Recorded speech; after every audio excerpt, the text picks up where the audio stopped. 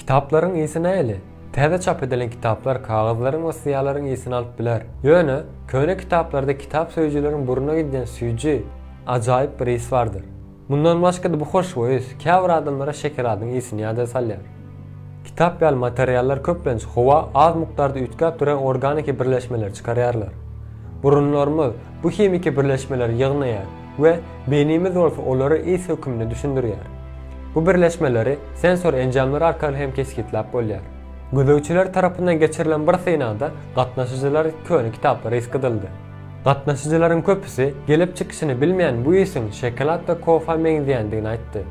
Alymlar şokolatdaky we kofadaky ütkap duran bu organik birleşmeleriň kitaplardaky gaty meňzeýändigini aýtdylar.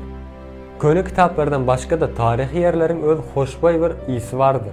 Bu ýyslar goramak we gelejekdäki nesillere ýetirmek möhümdir.